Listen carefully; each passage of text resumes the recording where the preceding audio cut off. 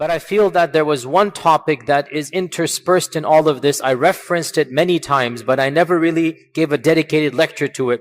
So I felt that in fact it deserves an entire lecture about the signs of Judgment Day. And that is the wars or the fighting or the Armageddon or the great battle that will take place. So I referenced this a number of times. There are many traditions that mention warfare towards the end of times. And the fact of the matter is that these traditions, although numerous, they are cryptic as usual because we don't have a chronology. We don't have all of these ahadith talking about one war or many small wars or wars that go over many decades or many centuries. We don't know. It's simply predictions of Judgment Day. And there are some wars that some ahadith that simply say of the signs of Judgment Day is qital. There will be warfare. And the Prophet predicted you will have days of haraj. They said, what is haraj? He said, bloodshed. So there are predictions of lots of wars. Now, does this mean the time of the Sahaba, the civil war, all the way throughout Islamic history where the Muslims are fighting? Or we are talking about only one time frame? This is where there's no clear-cut answer, and Allah knows best. So today's lecture will be somewhat, a lot of it is my own ijtihad in terms of piecing together. Obviously the ahadith I'm quoting you are ahadith, there's no ijtihad there, but trying to find a chronology, trying to make sense out of all of these ahadith, it's human ijtihad. And Allah knows best, it is my reading, and Allah Azza wa Jal knows best, that these ahadith predict firstly a continuation of wars from the time of the Sahaba up until Judgment Day, or to be more precise, up until the Great War. But secondly, there are a number of ahadith that mention civil war between the Muslims towards the end of times. A massive war that will take place between the Muslims. And also, there's a series of ahadith that mention a big war between Muslims and an ally and a non-Muslim. So Muslims with one group of non-Muslims versus another group of non-Muslims. And also, this is genre number 2. And then genre number 3, there are ahadith about the big war. In Arabic, it is called Al-Malhamatul Kubra. This is a prophetic term. Al-Malhama. Malhama means the disaster, the catastrophe, or the bloodshed. Malhama, just the bloodshed. And this is the equivalent of the Christian concept of the Armageddon. So there are a number of ahadith that mention a civil war. That's not the Armageddon. That's before the Armageddon. Then there are hadith that mention a big war, but not quite the big war. So there will be a big war, but not the big war. And this is all ijtihad because some ulama have merged them all together. And then there are hadith that mention the big war. And of course, the big war, the Malhama, is between Isa and Dajjal. That is the end, the final battle that will take place. After that, there might not be any more wars. After that, as we're going to come to later on, that might be the end of all wars, and then other things will happen after that. So, Allah knows best. This seems to be the, in a nutshell, what we are talking about. Once again, first and foremost, a series of continual battles, mini battles. The Prophet ﷺ predicted, once the sword is unsheathed from my ummah, it will never be put back. This is a generic hadith. The Muslims will be continually fighting petty battles. From the time of the Sahaba, major battles took place. Battle of Siffin, Battle of Jamal. Continuation throughout Islamic history, Muslims have been fighting one another. You look at right now what's happening, Muslims are fighting one another. Right? This is standard, it's going to happen. Then there will come a time where there will be major wars between the Muslims. And there will come a time there will be a major war between Muslim and non-Muslim on one side and one other non-Muslim on the other. Now, whether this is going to be before and after the big major war between Muslims, we don't know. We don't know. And then it will conclude with what? With the big war, the Malhamatul Kubra. So today, inshallah ta'ala, let's discuss some of those traditions and get a clear understanding of what this notion is. We begin with the famous hadith in Sahih Tarikh of Ibn Asakir, which is oft quoted. Many times it is authentic hadith, where Abdullah ibn Hawala said, we were with the Prophet sallallahu alaihi wasallam and we complained to him how poor we were and that we didn't even have clothes to wear. We're complaining to him. So the Prophet sallallahu alaihi wasallam said, rejoice, don't worry about that. For I am not worried that you will live in poverty. La wallah, I'm not worried that you're going to live in poverty. Wallahi, this ummah will be in continual good until Allah subhanahu wa ta'ala opens up the lands of the Faris, the Persians, and the lands of the Romans, that's the Byzantine Empire, and the lands of Himyar, that is Yemen. So in Mecca, the Prophet ﷺ predicted, don't worry, we will conquer the Persian Empire, and that happened. And we will conquer the Byzantine Empire, and that happened. And we will conquer Yemen, and all of that happened. Then the Prophet ﷺ said, you will become 3 armies. So he said, you will become. This is the ummah. This is the civil war we talked about between the Muslims. You will become 3 armies. Jund bil-Sham, wa Jund bil-Iraq, wa Jund bil-Yemen. An army will be in Sham, an army will be in Iraq, and an army will be in Yemen. And wealth will be so much that a man will be given 100 dinars. Now 100 dinars, maybe if I were to say in our times, like $5,000. It's a large amount, but not an obscenely large amount. 5,000 is no joke. 100 dinars is a good amount of money, right? A person will be given 100 dinars and think, this is nothing. This is not a good amount. In other words, wealth will be so much that a good amount of wealth would be considered utterly trivial. Ibn Hawala said, Ya Rasulullah, when that happens, which of these 3 armies should I be with? Which of these 3 armies should I be with? The Prophet ﷺ said, I tell you to be in the army of Sham, of Syria, because it is the chosen of Allah's people, and it is where the Qiyamah will take place. So the Prophet ﷺ predicted that there will be 3 armies, an army in Sham, an army in Iraq, and an army in Yemen. And he told Ibn Hawala, choose the army in Yemen. I already mentioned, in Sham. I already mentioned another hadith that I mentioned right before going for Hajj. We mentioned that when I mentioned the concept of the Mahdi. We went over this hadith quickly. It is in the 6 books, the authentic hadith, Sunan ibn Majah, where our Prophet ﷺ said, this is about the Mahdi. We jumped to the Mahdi part. There was a phrase there I glossed over, and that is, يَقْتَتِلُ عِنْدَ كَنْزِكُمْ ثَلَاث كُلُّهُمْ إِبْنَ خَلِيفَةٍ. 3 sons of a Khalifa will fight amongst you at your treasures, for your treasures. What treasure is this? Some have said this is the treasure in Mecca. There was a treasure buried once upon a time. But the hadith doesn't mention Mecca, and it is my opinion, it doesn't make sense to interpret it as Mecca. Rather, there will be a treasure of the ummah. Oil, natural resource, Allah knows best. There will be a treasure belonging to the ummah. And 3 sons of a Khalifa, 3 princes. All of their fathers are royal family. All of their fathers are ruling. So 3 sons of a Khalifa will fight one another. So these are within the ummah. This is the internal civil war that we talked about. And none of them will be victorious. They're all 3 gonna fail. None of them will be victorious. And then the black flags will come from Khurasan, and then the Mahdi, and then the hadith goes on. So we jump to the Mahdi, but where does it begin? There will be an internal civil war. And what this hadith shows is that the Mahdi will come at a time when the Muslim ummah itself is internally fighting. And the Mahdi will unify the ummah from within.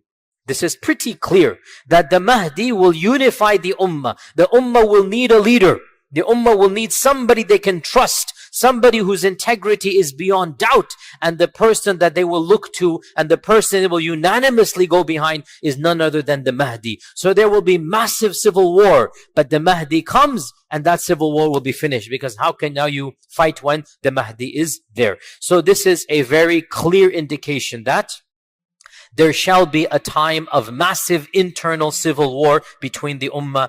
And frankly, when you look at what is happening now with the internal superpowers, and I don't like mentioning names, but you use your common sense and knowledge of politics. Right now, there's already massive wars going on. Right now, Muslims are dividing amongst themselves each one of them doing its own, and Muslims are being harmed in the process. Allah musta'an. What's even worse, by the way, is that these are being used by non-Muslims, right? The problem comes, the superpowers of the world are using their proxies in these regions. Each one of them thinks that they will be the lapdog of the big superpower. In reality, the superpowers never care about their lapdogs. In any case, I go into my tangents here.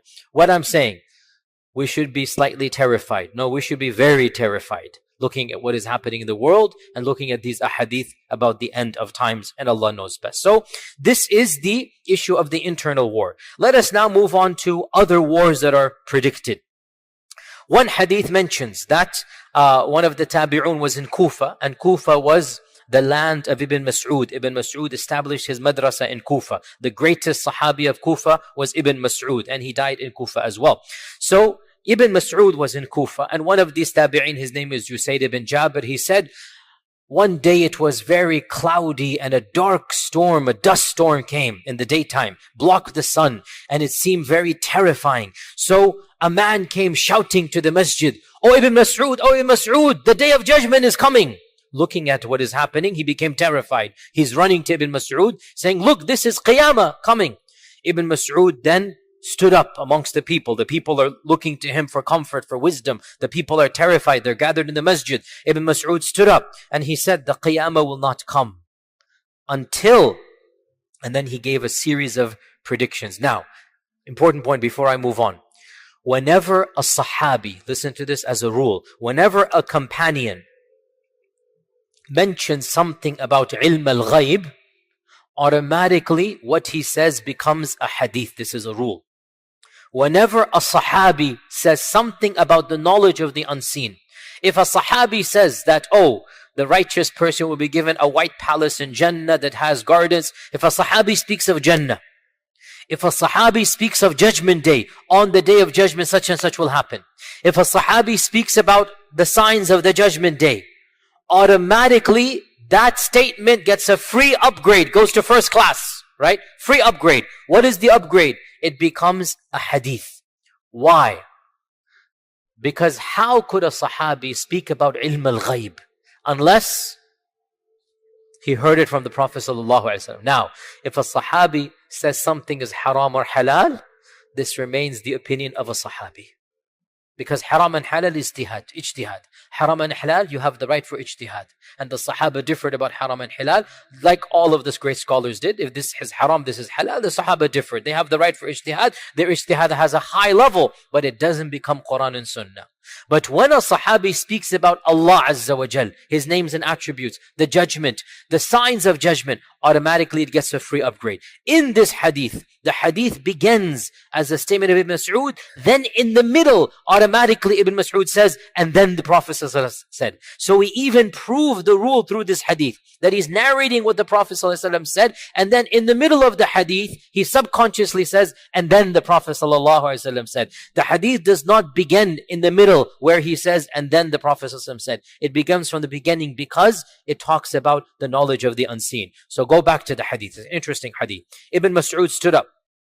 By the way, this hadith is in Sahih Muslim, I forgot to mention, and it's a long hadith.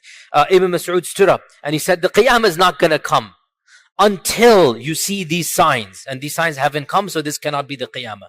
Number one, he said, people will not be able to divide their inheritance. This means massacres and death will be so profound that a person will have no family left.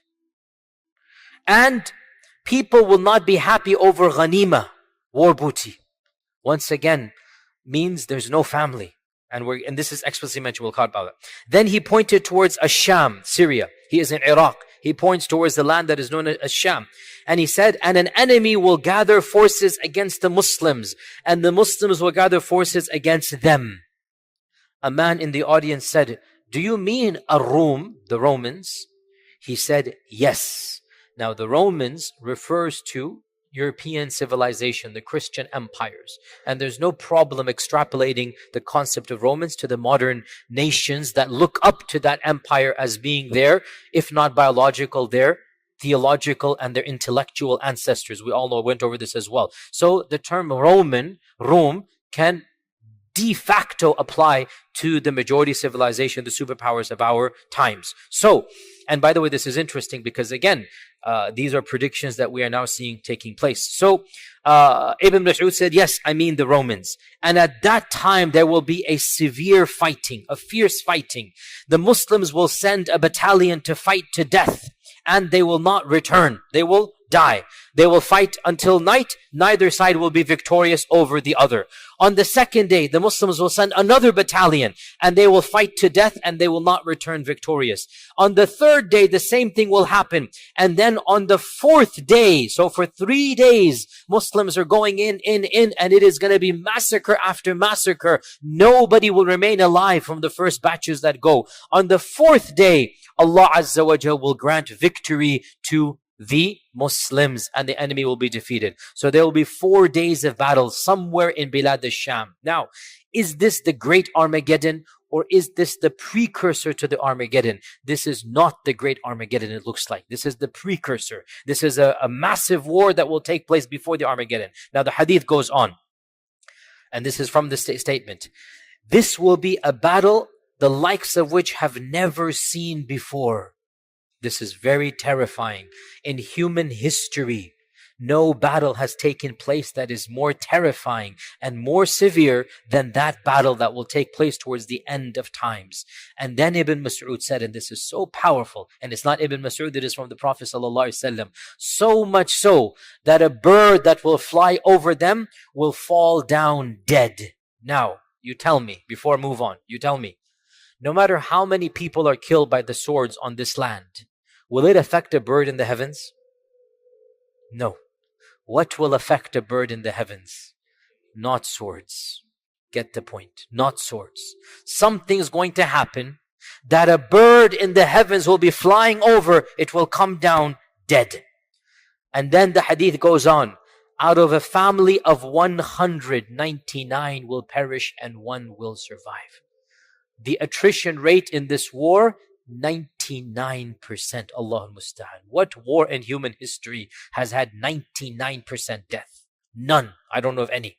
99%. The victory was given to the 1%. 99%. And this is when the Prophet ﷺ said, Ibn Mas'ud said, so how can anyone be happy over ghanima or any inheritance be divided? In other words, may Allah protect all of us. If somebody were to give you $1 million but you have no family, wallahi, what sane person will choose that? Family is worth more than this whole dunya. So the Prophet ﷺ is saying, how can anybody be happy when he gets all the ghanima and 99 of his family had that? He's nobody left, no parents, no children, nothing left. How can anybody be happy? What is the point of that ghanima? It's all gone. How will inheritance be divided when there will be no family left? So this war will destroy 99% of those fighting in it. While they are doing this, and they are finishing the battle, collecting the ghanima, recovering, they will hear there is a bigger calamity than this war. What could be a bigger calamity? Somebody will shout out, the Dajjal has come where your families have been left behind. So in that state, tired, bruised, bleeding, but their families are being attacked. Whoever is remaining in the land that they left behind, Bilad al-Sham, wherever there is, they will run, they will rush back to that land, and they will discover that it is a lie. It is not true. And in one hadith it is mentioned that they will send their 10 best horsemen to go verify that news. The 10 fastest horsemen. And then the Prophet ﷺ said, I know their names and the names of their forefathers and the colors of their horsemen, the colors of their horses, and they will be the best horsemen on the face of this earth. Now, does this mean we will go back to horses and swords? If there is that type of war, in all likelihood we will. If there is that type of war, when nuclear weapons and whatnot and every side and whatnot, then we will go back to those days when there was no electricity and whatnot. We're going to go back to this. Or is it possible that when the Prophet is saying horse, he means a vehicle? This is also possible. It's not too much of a stretch, and Allah knows best. So this hadith mentions. Now, does this hadith mention the Mahdi? Yes or no? Where? But does this hadith mention the Mahdi? No, it does not. But other ahadith mention that the Mahdi will be the one that will be there when the news comes that the Dajjal is around. So it appears that this big war that is being referenced is a war that the Mahdi will participate in, even though he's not mentioned in this one, right? So it is a war between Ar-Rum and between the Muslims. It is a massive war. Now, many have said this hadith is a reference to the Armageddon. And it could be true. Because here's the point. Is the Armageddon one battle or is it a series of battles? It goes back. If it's only one battle, then in all likelihood that will be Dajjal and Isa ibn Maryam. But if it is a series of major battles, then it makes sense that this hadith in fact is one of those big battles of the Armageddon. Allah knows best. The next hadith we'll mention, which is a very cryptic one, and it has been used by the terrorist group known as the Islamic State as their basis. We don't agree with this group, and I have very publicly criticized them. And all you need to do is look at how much damage they have done a lot of times. And by the way, I gave many lectures about this. Obviously, I'm new to the community still, but you will know, inshallah, when we go on. SubhanAllah, look at what the Prophet ﷺ said about the Kharijites, the Khawarij. He said, their speech is beautiful, but their actions are deadly. Their speech sounds good. It is sweet, but what they do is evil. And this is exactly what these groups, all of them. If you just listen to snippets, oh, we will re-establish Allah's command and we're going to do this, we're going to do that. Then you look at what they do and the number of Muslims that they have killed and their tactics and you realize these are exactly the Khawarij, like the Prophet ﷺ said. Read the descriptions of the Kharijites. Look at what they did to the Sahaba. Look at their philosophy and attitude. And wallahi, you will see all of these groups. They might speak that which sounds like honey, but in reality, their harm is much worse than even the harm that non-Muslims do. And this is the reality that we see with our own eyes. So this group known as the so-called Islamic State, which is now on its last legs and it will inshallah be completely eliminated. This group used the hadith I'm about to quote you as its basis, as one of its main bases. And it is authentic hadith, and it is the hadith in Sahih Muslim. Abu Hurairah narrated that the judgment will not come until a Rum will come out to fight you at a place called A'maq or Dabiq. Now, Dabiq is, and A'maq is close to it. Dabiq is a city in Syria. And the so-called Islamic State took it as its capital. And they intentionally fought to get a small city, a very mid-sized or small-sized city. They wanted to capture that city. Why? Because it's mentioned in this hadith.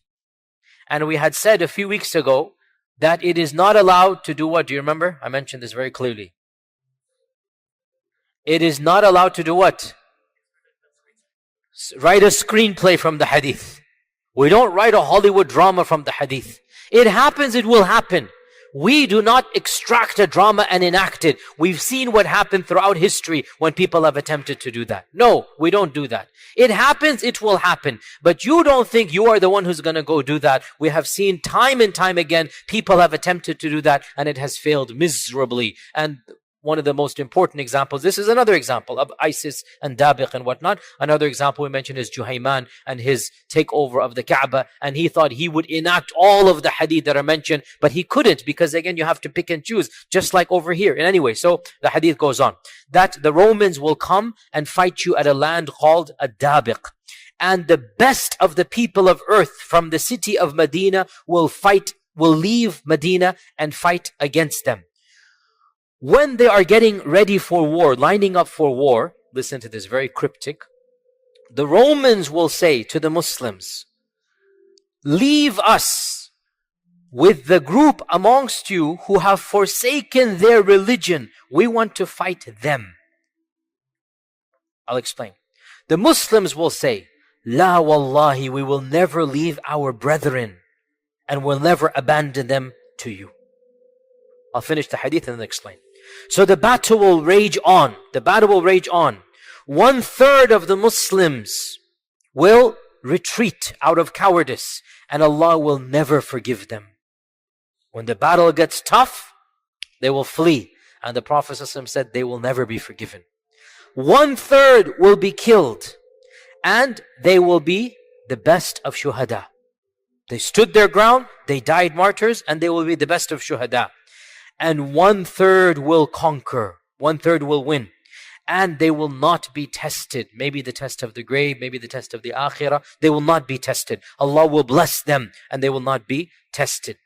And they, meaning that 1/3, will then conquer Constantinople. Again, we'll explain this in a while. It's a long hadith. When they will be dividing their ghanima, after they've hung their swords on the trees to be oiled, then they will hear Shaitan cry out that Dajjal has appeared amongst your children. Thinking it to be true, they will march to fight the Dajjal, but they will find it to be a lie, and they will reach Bilad al-Sham, Syria, and when they have lined up to pray Fajr, that is when Isa ibn Maryam will come down after the Dajjal has actually come, and he will then lead the Muslims in war and battle, and when Allah, the Dajjal, sees Isa ibn Maryam, he will melt like salt is dissolved in water, and the Prophet ﷺ said, if he were to be left in that state, he would die. But Isa will kill him, and the people will see the blood of Dajjal on the weapon of Isa. End hadith. Now, again, this hadith is very, very cryptic. It mentions many things. First and foremost, it also reiterates the previous concept of a massive war between the Romans and the Muslims. Now, in this hadith, it mentions 1/3 only will die, whereas the previous hadith mentions 99% will die. As I said, it appears there will be multiple battles, not just one. And in some of them 99%, and in some of them 1/3. This hadith mentions that this army will conquer Constantinople, whereas the previous hadith does not mention that. So maybe there are multiple wars going on in the world, and the Dajjal's announcement will take place in all of them. Shaitan's gonna frighten the Muslims. Dajjal is here. They're gonna be expecting Dajjal because they're seeing the hadith take place. So Shaitan will use it as a tactic. So maybe multiple groups will run back to Bilad al-Sham, and there they will be with the Mahdi, and the Mahdi will then be leading them in Salah, and Dajjal will actually have come at that point in time, and then Isa will come down as we had mentioned. Another hadith that mentions all of these as well is that the Prophet ﷺ said, the fortress of Muslims on the day of the Malhama, this is where it is mentioned, the Armageddon, the Malhama, will be Ghouta, which is a city near Damashq, one of the best cities in Ash-Sham. This hadith is in Abu Dawood. It is authentic. 3 things are mentioned: Ghouta, Damashq, and Bilad al-Sham. Ghouta is a small city. It is still inhabited to this day, and it is maybe an hour or so outside of Damascus, or I don't know exact timing, but maybe a Syrian brother can tell me, but it's not far from Damascus. When the Prophet ﷺ said this hadith, Damashq, Ghouta, and Bilad al-Sham were the heartland of the Christian Byzantine Empire. This is like somebody saying, oh, Texas, California, these are not lands that belong to Islam. But the Prophet ﷺ predicted that Damashq and Ghouta will be a part of the Ummah. And that when the great Armageddon takes place, I'm translating Malhama as Armageddon. When the great Malhama takes place, the fortress, the base, the camp of the believers will be where? It will be in Ghouta. It will be in the city of Ghouta in Bilad al-Sham. And of course, the concept of Bilad al-Sham is mentioned many times in the hadith. The Prophet ﷺ said, hadith is in Mustadrak al-Hakim, is authentic. When the fitan occur, Iman will be in Bilad al-Sham.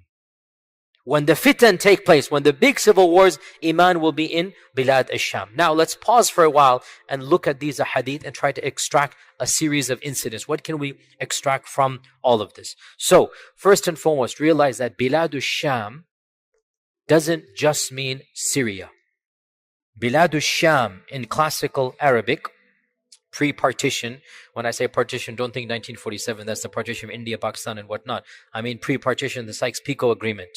The Sykes-Picot Agreement in 1917, and then the Treaty of Versailles in 1919, which then enacted it. Before the partition of the Muslim Ummah, before England and France decided to carve up the Ummah and hand gifts out to the victors, and they took up the Ottoman Empire, before that, Bilad al-Sham was essentially what we now call Syria, and of course also Jordan, and of course Palestine, and of course the occupying land that I don't want to mention now. The country that is the occupying regime. So all of this was Bilad al-Sham. Okay? This entire region is called Bilad al-Sham. It's not just modern day Syria. Yes, Damashq is Biladu Sham, but Palestine is also Biladu Sham. And the cities of Palestine and the cities in the modern occupying state, all of them are Biladu Sham. Understand this point. Okay, so realize this. Secondly, it shows that towards the very end of all of these trials, the Muslims will be united and they will be fighting outsiders. They will be fighting non-Muslims. And the people from other lands will come, like Medina. They will come because they know that they have to now fight on the side of the truth. So the fact that even from Medina, people are traveling all the way to be fighting, it shows that they recognize what is going place. It is also very clear that these wars are taking place with the Mahdi being alive. And when the Mahdi is alive, there is no civil war. How can you fight when the Mahdi is on one side, right? So this is a war between the Mahdi and the believers on one side and the unbelievers on the other side. This is a very clear issue. It also shows, as I said, that in all likelihood we're talking about multiple wars. Or maybe, Allah knows best, the Mahdi himself is going region to region. In one battle, 1/3 will die. In another battle, 99% will die. Allah knows best. Again, we don't know. We're just putting all of these together. And the fact that the bird is mentioned shows that this isn't your typical war. That chemical or nuclear or whatever seems very likely in these types of a hadith. Wallahu al-musta'an. Also, what is this cryptic phrase where the Rum are going to say, hand us our brethren? And the Muslims will say, no, they are our brethren. What is all of this? This is very interesting. It appears, and Allah knows best, that there will be a large group of converts from Bilad al-Rum to the land of Islam. And they will be fighting on the side of the Mahdi and the Muslims. And the Bilad al-Rum are going to view them as being traitors. And from their perspective, they're right. From their perspective, they're right. They are traitors. So they will say, first, we want to deal with these guys because they betrayed us and our values. And the Muslims will say, what? They're not your guys, they're our guys. La wallahi, we will never abandon our brethren for you. This hadith is Sahih Muslim. It's really profound. And inshallah, it indicates that there will be massive conversion. So much so that the Bilad al-Rum remnants are angry that how come you have those people? They're angry, they're irritated.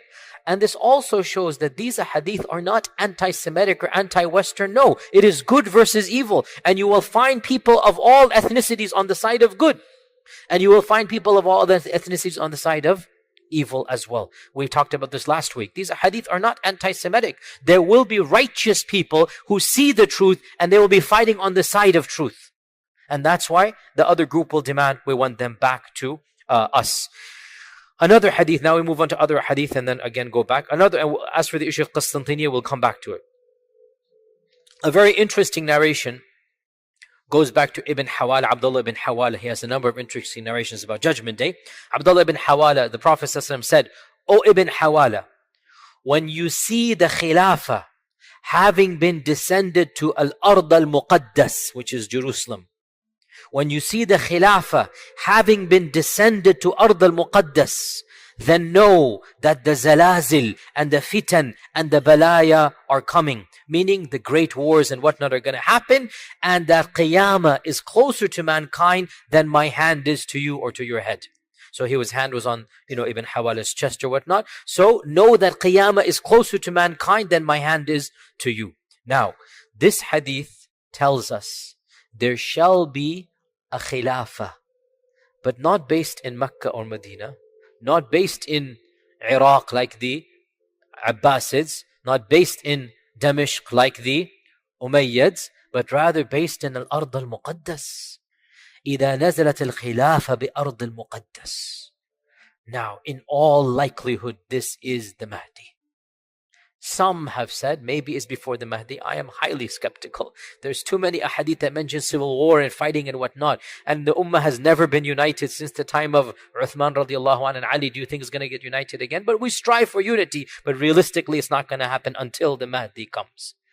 Also, our Prophet predicted that the Khilafah will come back towards the end of times. ثُمَّ تَكُونُ خِلَافَةً عَلَى مِنْهَاجِ النُّبُوَّةِ Hadith is Musnad Imam Ahmad. Then there shall be a Khilafah upon the prophetic methodology. In all likelihood, this is, Allah knows whether this ijtihad is correct or not, but in all likelihood, it seems to be none other than the Mahdi himself. And the Prophet is telling Ibn Hawala, when the Mahdi comes, judgment is going to come tomorrow. And that's very true.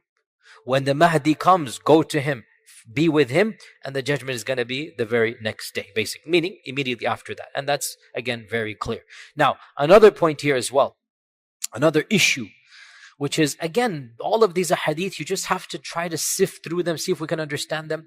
So another issue that is explicitly mentioned is the conquest of Qistintiniya. Qistintiniya.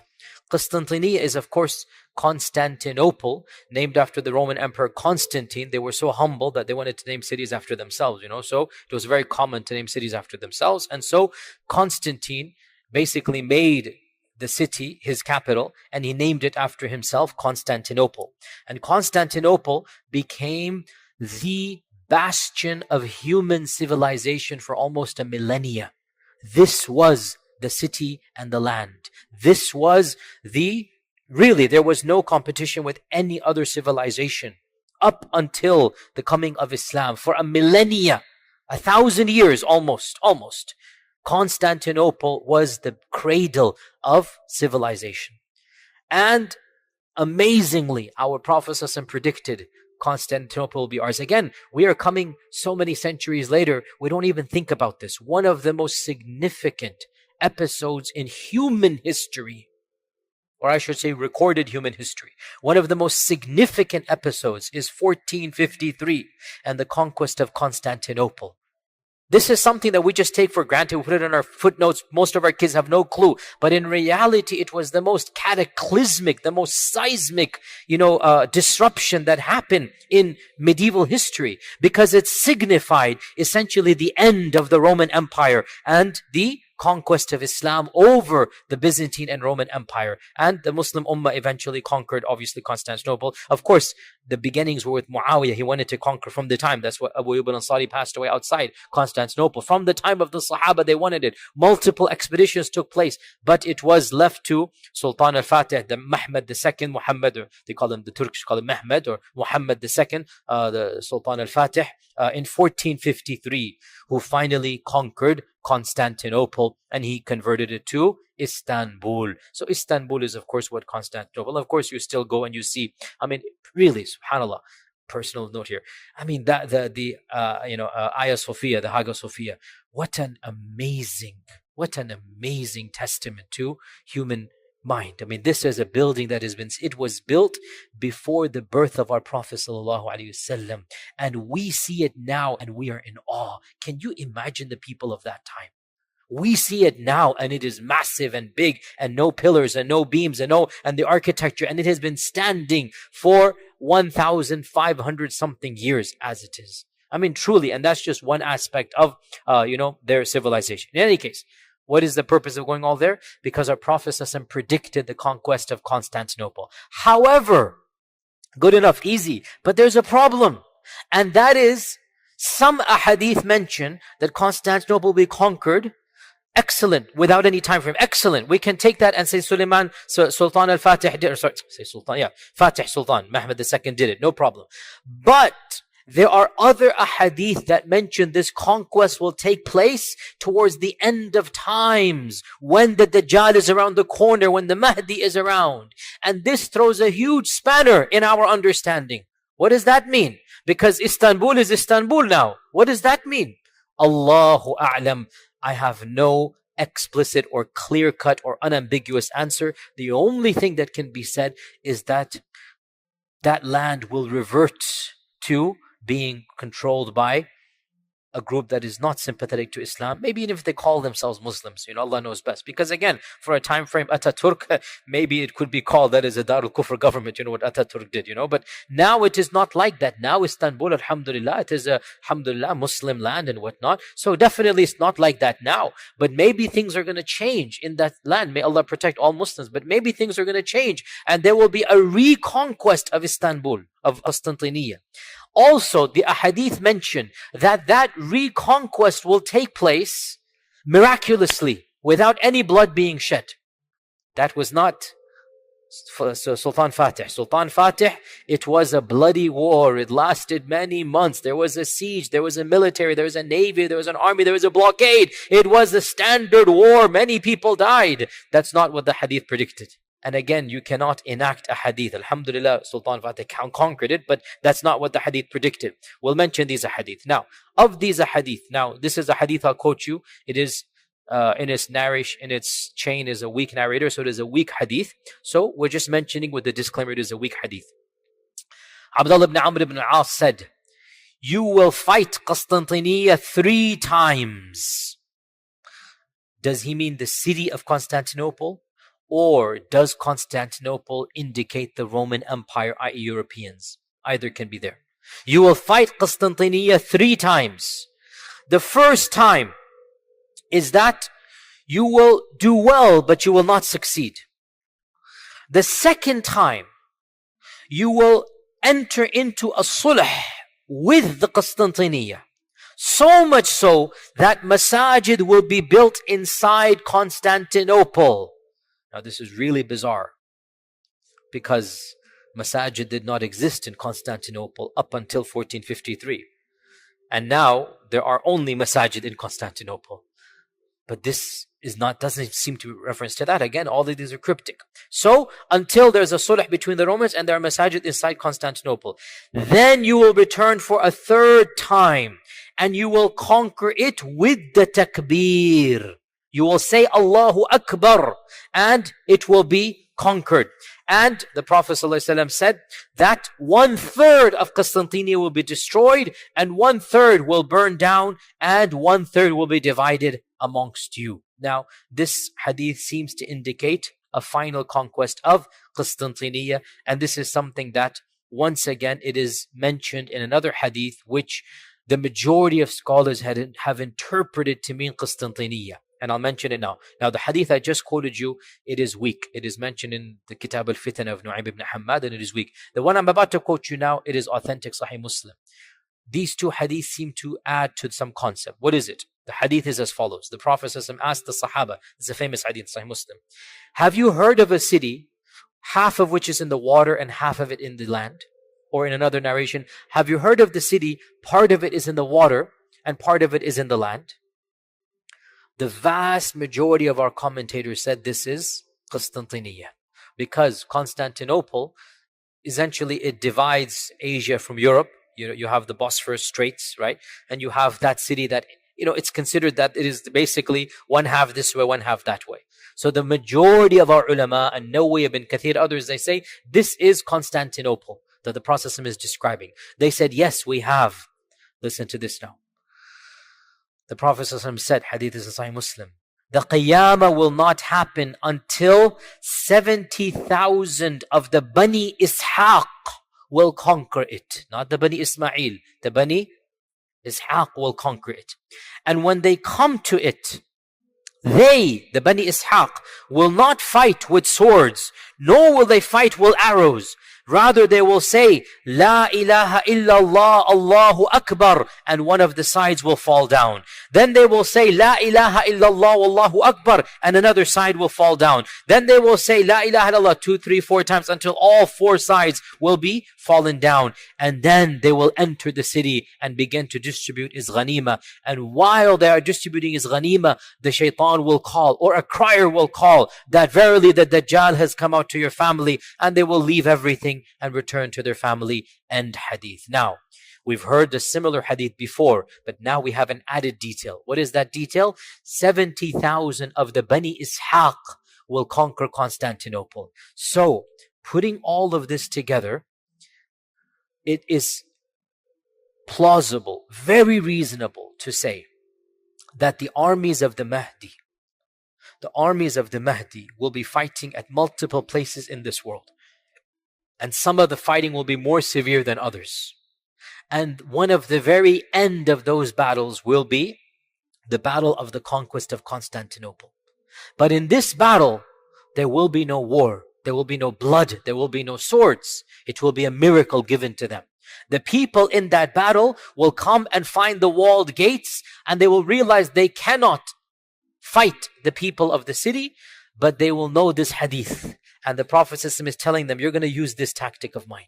He's telling them what to do. And they believe in the hadith, so they will use this tactic. So they will say, La ilaha illallah, Allahu Akbar. 4 times, all of them in unison. Their takbirat and their tahlilat, they are going to cause the walls to fall down, and they will conquer the city without any bloodshed. And then the news will come, Dajjal has come. So they will flee back to Bilad al-Sham from Constantinople, only to discover it was a lie. Then when they're in Sham, Dajjal will actually come, and then they're wondering what to do or fighting him a few times, and then Isa will come, and then as we had mentioned before, it resumes. Now, who are the Bani Ishaq?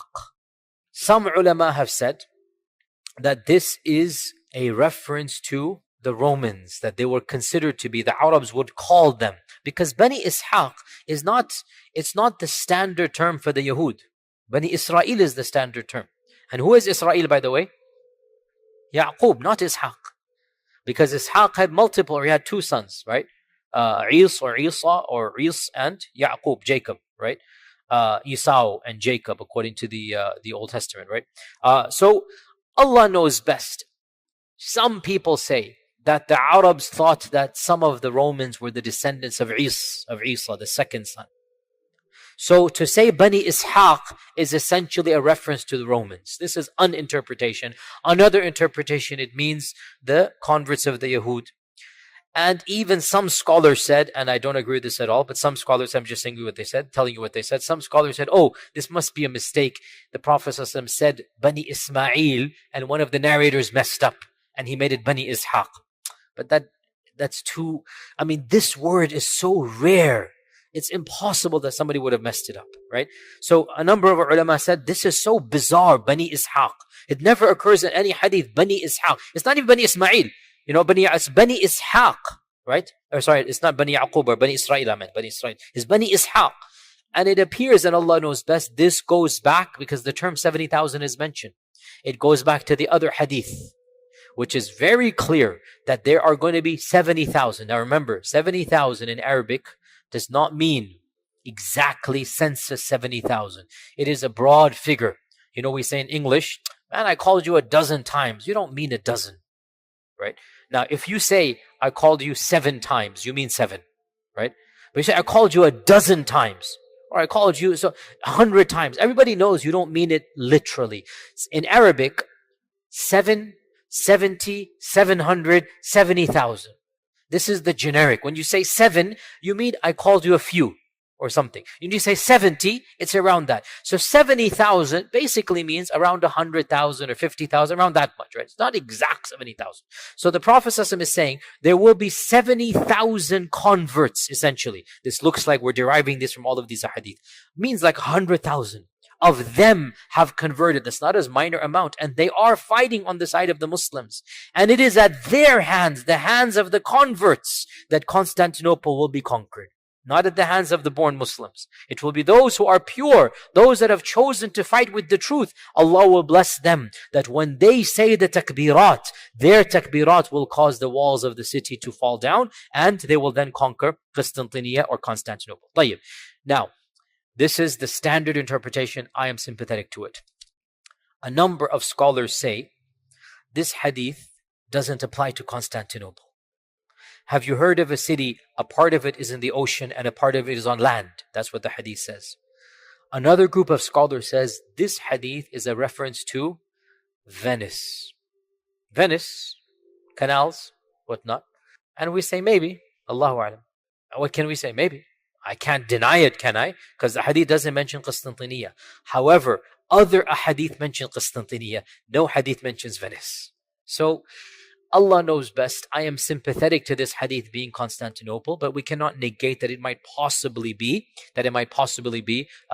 other cities as well, and Allah knows best. Now, we've talked about the Malhama, we've talked about the civil war, we've talked about the Romans on one side and the Muslims on the other. We've talked about the conquest of Constantinople. There's one set of a hadith also left, and that is during one of these series of wars, or maybe before all of this begins, because we don't know. Chronology is not mentioned. We do not know. Towards the end of times, the Muslims and the Romans will form an alliance against a third party. Now, this is very atypical from the other ahadith, because all the other ahadith mention what? That the Romans on one side and the Muslims on the other side. Correct? So, in my humble opinion, and Allah knows best, these ahadith apply at the beginning of the Armageddon. Things are going to happen where Muslims and Romans will ally with one another. And then that alliance will be destroyed, only to get worse and worse until the Mahdi and Dajjal and Isa come. And Allah knows best. And during this time frame, people will convert from the Roman side to the Muslim side. Okay, what are these ahadith of this alliance and treaty? And also these are authentic hadith. This hadith is in Abu Dawood, that Auf ibn Malik al-Ashja'i said, I visited the Prophet ﷺ during the Battle of Tabuk, when he was in the Battle of Tabuk. And his tent was made out of leather. So I sat in front of the tent. The Prophet ﷺ gave me permission. He said, come in, ya Auf. So, and this shows you how eager the Sahaba were, that Auf was sitting outside, and the Prophet ﷺ saw him from the opening. He saw Auf. He said, come in, Auf. Auf said, Ya Rasulullah, all of me come in or only a part of me come in? Means, should I just stick my head in, or do you allow my full body to come in? Yani subhanAllah, the Sahaba were so particular of the permission. Like, what are you allowing me to come in? This is your private space, Ya Rasulullah. When you say come in, are you saying I fully come in, or do you want me to just put in my head and talk to you? So the Prophet said, no, kulluk, yani all of you come in, your whole body come in. So Auf came and he said to the Prophet, the Prophet said to Auf, O Auf, count 6 things before judgment will happen. He gave him a prediction. Count 6 things before judgment day. Number 1, Mawti, my death. Auf said, as soon as I heard that, I was shocked and saddened. SubhanAllah, we take, obviously, the process of not being amongst us, we take it for granted. We're born that way. For the Sahaba, they could not imagine a world without the Prophet. They could not imagine. It's something their mind could not conceive of. And that's why when the news came at Uhud, what happened? The Sahaba, they reacted the way they did. And that's why when the Prophet actually passed away, Medina was in gloom. As Anas said, we had never seen that sadness in our whole lives, right? So they could not imagine a world without. So they never thought, may Allah protect all our loved ones, but we can never imagine living without our loved ones, with our parents. We don't, the world is there with them. Then when they go, that's when the shock comes to us. So the Prophet is saying, count 6 things. Number 1, Mawti. I said it was a shock to me. It was, what? Your maut? Before his mind can grasp. Number 2, 3, 4, 5, 6 come out. So he has to pay attention. Number 2, he said, then the Prophet saw him shocked. He said, count that as number 1. He's emphasizing. The first sign of Judgment Day is the death of the Prophet ﷺ. That's the first sign. His death is the beginning of Ashrat al-Sa'ah. Number 2, he said, Fathu Bayt al-Maqdis, the conquest of Maqdis. Has that happened? Yes, in Abu Bakr's time. SubhanAllah, Abu Bakr's last day of Khilafah was the conquest of Bayt al-Maqdis. And the first day of Umar, he received the Khilafah and the news of the conquest on the same day. Fathu Bayt al-Maqdis. And when he said this, it was impossible to even think of Bayt al-Maqdis being in Muslim lands. Wallahi, it is one of the biggest miracles of the truth of Islam that our Prophet ﷺ predicted these things, and they took place within a year after his death. A year after his death, Bayt al-Maqdis is conquered. And if you really understand history at that time, this was impossible to conceive of. That this small group of Muslims in Medina who have not yet even conquered Mecca, and they're going to go conquer Bilad al-Sham and Bilad al-Rum and Bilad al-Faris. It's inconceivable. And yet within a year that took place. One of the most unexpected historical turns for Western historians is the rise of Islam. It is inexplicable. They cannot explain it. How could a group from their perspective of ragtag Bedouins come and disrupt human civilization, destroy the Sassanid Empire, carve out the Byzantine Empire, create a civilization that was even more glorious than the both of those previous ones combined? They don't understand how that happened. So for us, our Prophet said, number 2, it will be the conquest of Jerusalem. Number 3, a plague that will come amongst you and destroy your children and your wealth and property, and it will purify your good deeds. Our scholars say this is the plague of Amwas in the 18th year of the Hijrah. There was a massive plague in the time of Umar al-Khattab. It was the worst plague of early Islam, and they say this is that prediction. Number 4, wealth will be distributed amongst you so much that if a person is given 100 dinars, he would not be happy. The Sahaba were very poor. 1 dinar was a big deal. 100 dinars was a fortune to them. And we're now at a time when 100 dinars is, okay, no big deal. We're at this time now.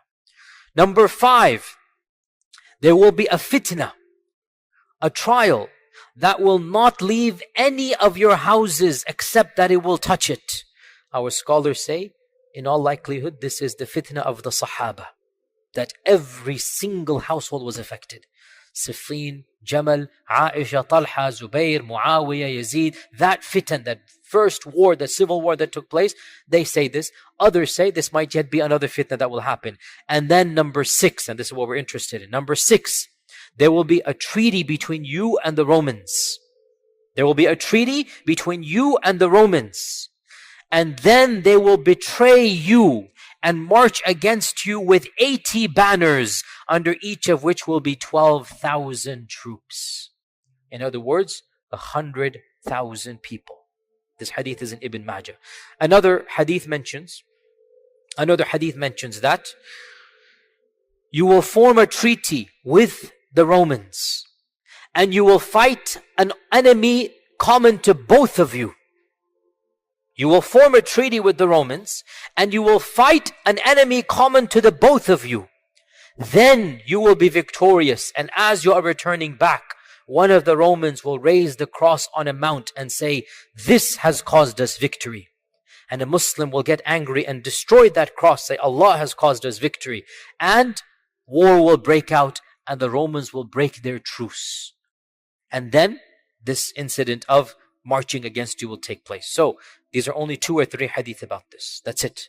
But they predict another genre of predictions, and that is, there will be a third enemy. Who is that third enemy? Allahu A'lam. But it's neither the Muslim peoples nor the Europeans. There is another power on the rise. May Allah protect us from all of them as well. But anyway, Allah knows whether that power will be the actual one. So there will be a third race, a third group of people. You and the Romans will join hands in fighting them. And there will be an alliance between you. And you will be victorious. Once that enemy has been gotten rid of, then the Romans will essentially break their treaty with you because of this minor skirmish where a Muslim said, "No, it's not the cross," and he destroys the cross, and it's between 2 people, but the Romans will take that as an excuse to destroy the treaty, and they will then attack you. They will march against you with 80 banners. Now, many of our modern scholars say this must be a reference to the modern United Nations or whatever. I say Allahu A'lam, Allahu A'lam. But 80 flags.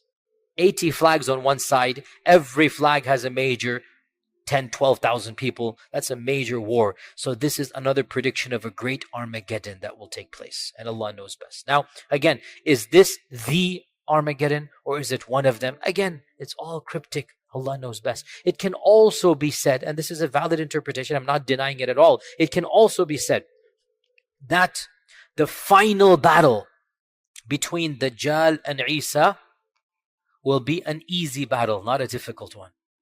And that the Muslims will not die en masse in that battle. And that will be a gift to Allah to the believers. The hadith are not explicit. I'm simply saying it can be derived. How can we derive this?